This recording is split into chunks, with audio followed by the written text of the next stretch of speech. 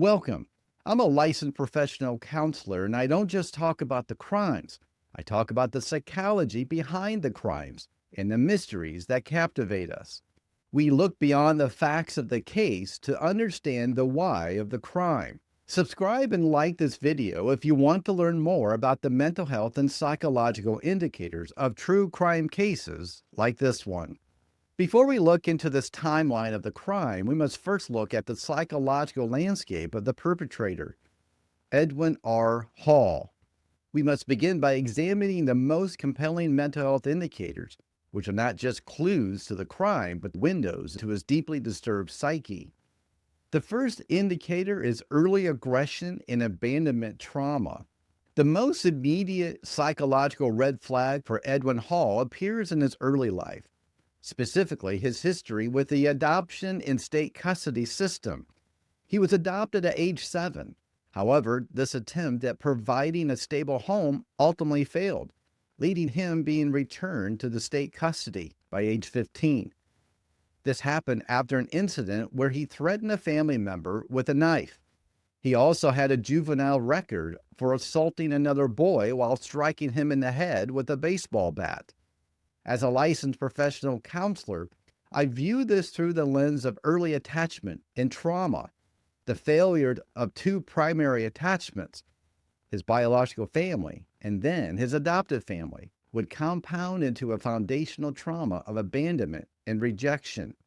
Threatening a family member with a weapon is a profound escalation of aggressive, controlling behavior.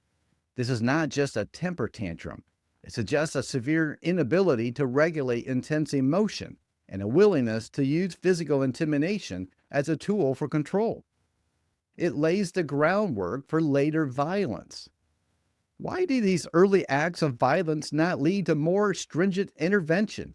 And how did this lack of consequence shape his belief that he would take a life? Well, I cannot offer a formal diagnosis. It's only speculation.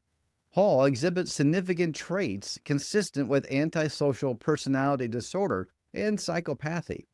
A key indicator here is a chilling online persona. Before his arrest, a MySpace page believed to belong to him identified him as Jack and a sweet troubled soul with stated interests that included harming small animals. If you've been watching any of my videos about psychopath in early age, this is a profound manifestation of a psychopathic characteristic of superficial charm juxtaposed with a complete lack of empathy. The self-description as a sweet, troubled soul is a manipulative design to solicit sympathy or excuse future behavior.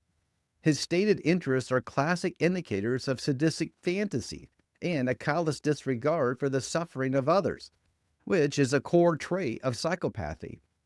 The methodical nature of his crime, stalking, waiting for a moment of vulnerability, demonstrates a sense of narcissistic entitlement.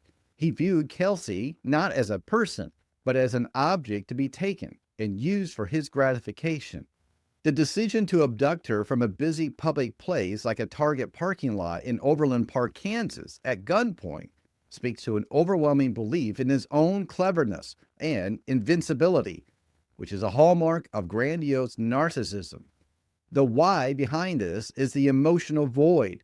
The psychopath uses others to fill their psychological emptiness. And for Hall, this violent act was not just about the physical crime.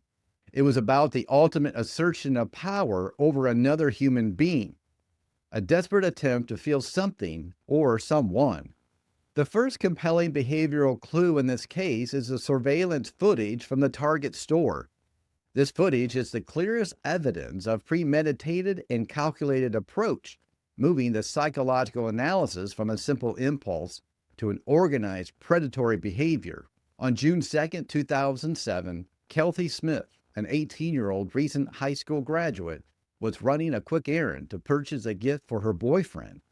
The surveillance cameras captured her shopping trip, but they also captured the figure of a white male later identified, Edwin Hall, trailing her throughout the store. This is a psychological equivalent of a hunter tracking game. Hall wasn't simply waiting in the parking lot. He selected his victim inside the store. This suggests a desire for control over the entire narrative, an experience of psychological power in watching and waiting, unknowing the victim. The crucial detail here is that he hurried from the store once Kelsey went to the checkout. He didn't want to lose sight of his target, but he needed to be in a position for the actual abduction. The waiting, the planning, the retrieving of the weapon, this all highly organized behavior. It's a clear sign of premeditation. His capacity to maintain control and patience during this hunting phase is extremely unsettling, hinting at a deep, cold reservoir of psychological detachment. What did the minutes of the abduction look like on the surveillance video? And what critical behavioral clue did Hall leave behind that ultimately led to his identification? The abduction itself, in the Target parking lot, was a brutal, swift act caught on surveillance footage. The video showed someone forcing Smith into her car and climbing in after her to take control. The next clue in this psychological analysis emerges 2 hours later.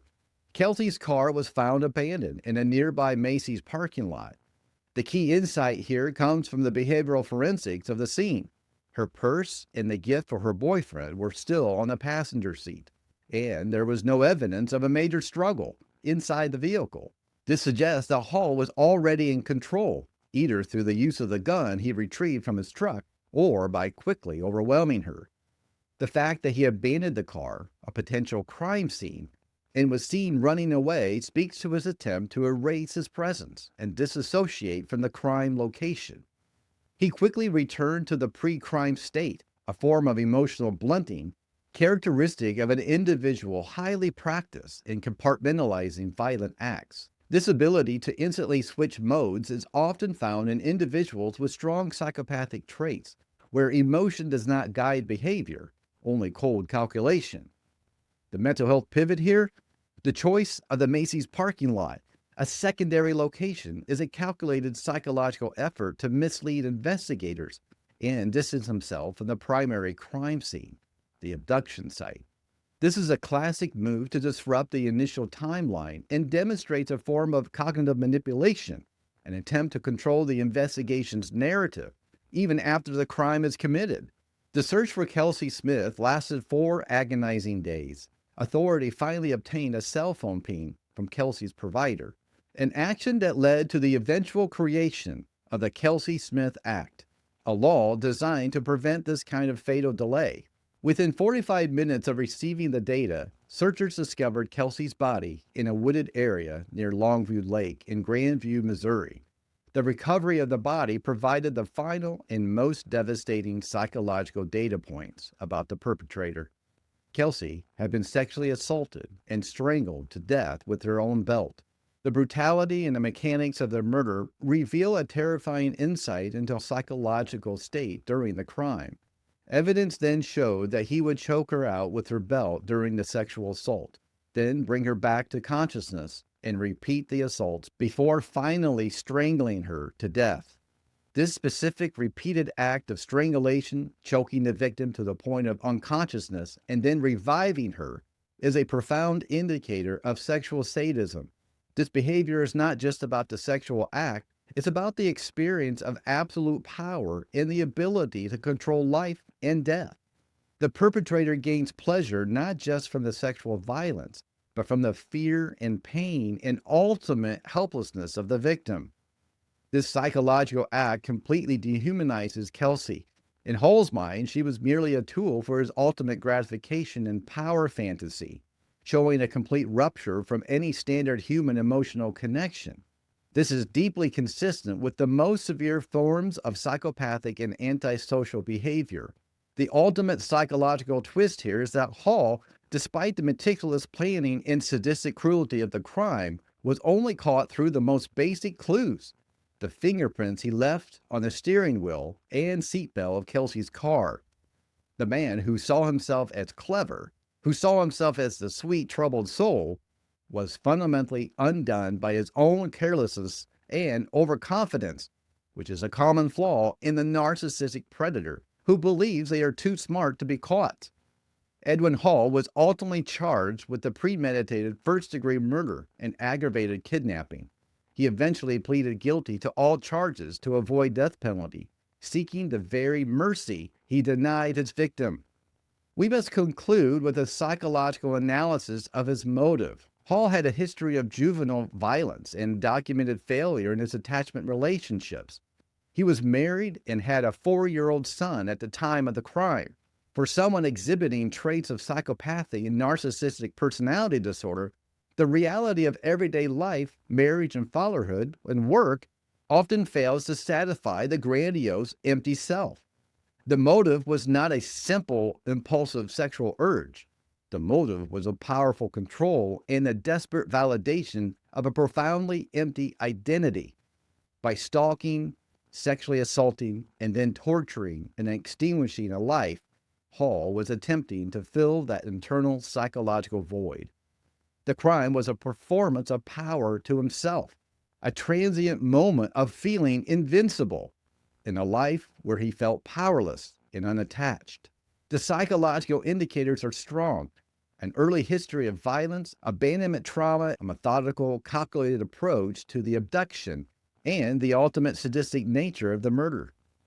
This constellation of behaviors points overwhelmingly to a psychological profile and analysis of heavily weighted with psychopathic traits and antisocial personality disorder. He was a predator, a stalker, driven by an internal need for absolute dominance and a complete lack of moral conscience. This analysis was based on my professional speculation as a licensed professional counselor, drawing on documented facts and behavioral clues and psychological principles. Remember, it's not a formal diagnosis of anyone in this video. The most profound psychological takeaway from the Kelsey Smith case is the sheer speed at which a deeply disturbed individual operating with a mask of normalcy can shatter an innocent life. It reminds us that the most dangerous psychological profiles are often those operating in plain sight. What did you think about this case? Are there details that stood out to you? Do you know more about this case that can add more context? And if you want more mental health analysis of true crime cases like this one, be sure to subscribe for more. And if you found this case compelling, be sure to watch this next story. It will make you more aware of your surroundings. Thank you for joining me today. Until next time, stay curious, stay safe.